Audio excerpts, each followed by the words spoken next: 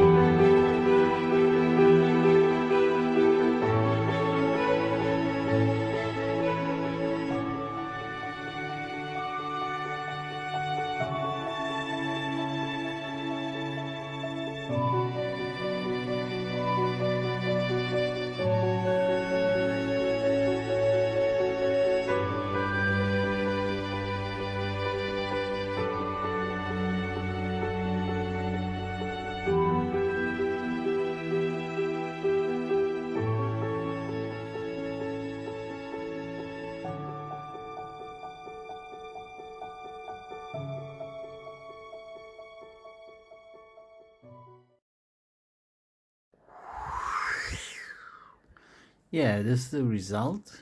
It looks here under the cam very pale and very, yeah, but this is correct. So now I have to explain. I spring a big step forward because this is a back and forth and back and forth game here with the red glazing. And what I'm do is I put them stuff together. This you see the further part of the Thor version, and but now it's only the cape for interest, and I take the Antares red, for example, and mix it a little bit with the Mephiston red and uh, down glaze the brightest parts of our spray work because I like the the colors of the intense colors of these reds. I like it, and I think okay, I down glaze this every high parts, and yeah, it looks for me better. Yeah, it makes more sense. I don't know. And okay, yeah, that is what I'm doing. You can do this also like me. You have to know if I film the complete step of this cape, it took too long of time. Really, I have not so much time, and this is the reason I spring really hardcore forward. But if this works, also I explain. You take these two colors, mix it to the glaze, and go layer for layer for layer over your brightest part, and you will get really this result. And you can go further and further with some mixing brightest part colors like sunny skin tone or something like that, and then concentrate of some points of the cape where the light is at the strongest parts of the lights.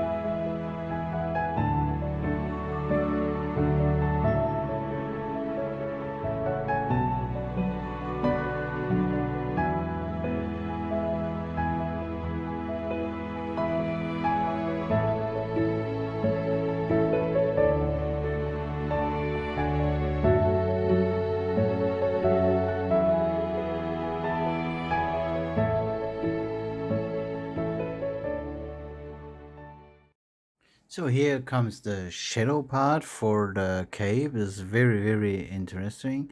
I took some violet in my deepest color mix and painted all in the deepest area between the mid-tones and the darkest tone. And this is very, very important. You have to you create a more improvement and a value uh, of the shadow and the lights.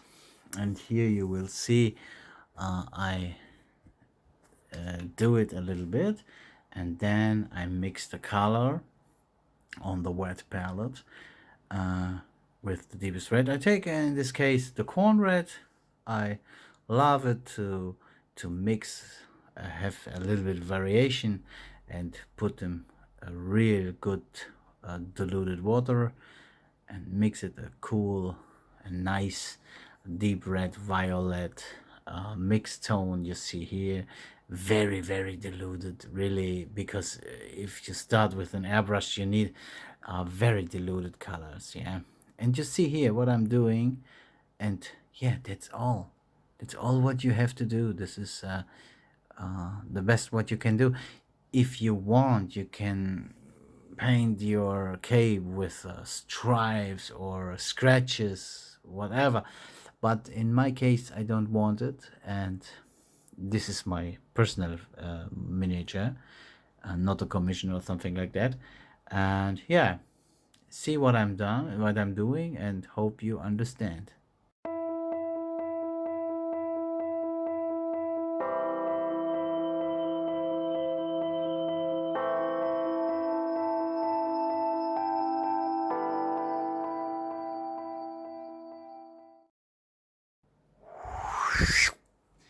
Yeah, this is one of my favorite part.